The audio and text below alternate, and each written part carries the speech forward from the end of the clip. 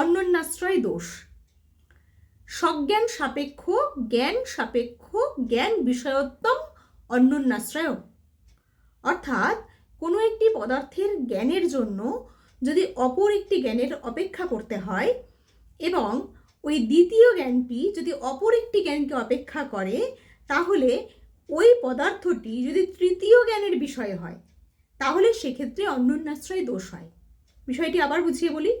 ধরা যাক কোনো একটি জ্ঞানের জন্য অপর একটি জ্ঞানের অপেক্ষা করছি, এবার ওই দ্বিতীয় জ্ঞানটির জন্য আবার অপর একটি জ্ঞানের অপেক্ষা করছি, এবং ওই পদার্থটি যদি তৃতীয় জ্ঞানের বিষয় হয় তাহলে সেক্ষেত্রে অন্যোন্যাশ্রয় দোষ হয়। উদাহরণের সাহায্যে বিষয়টাকে বললে আরেকটু ক্লিয়ার হবে। যেমন ধরা যাক গরুর জ্ঞান করছি, তাহলে গরুর জ্ঞানের জন্য আমাকে গরুর যে লক্ষণ করা হয়েছে সেটা কি? শাসনাবত্তম গোত্তম।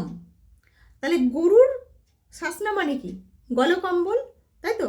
গরুর গলদেশে যে গলকম্বল বিশিষ্ট যে একটা মাংসল অংশ থাকে সেটাকে বলা হয় গলকম্বল বা শাসনা। তাহলে গরুর জ্ঞানের জন্য শাসনার জ্ঞানের অপেক্ষা করতে হচ্ছে। তাহলে শাসনার জ্ঞানটা হচ্ছে দ্বিতীয় জ্ঞান। এই শাসনার জ্ঞানের জন্য আবার অপর একটি জ্ঞানের অপেক্ষা করতে হচ্ছে, কি? সে গরুর গলদেশে যে গলকম্বল, তাই তো? গরুর জ্ঞানে। তাহলে ওই পদার্থটি কি হচ্ছে? ওই যে পদার্থটি সেটি তৃতীয় জ্ঞানের বিষয় হয়ে যাচ্ছে, তাই এখানে অন্যোন্যাশ্রয় দোষ ঘটছে।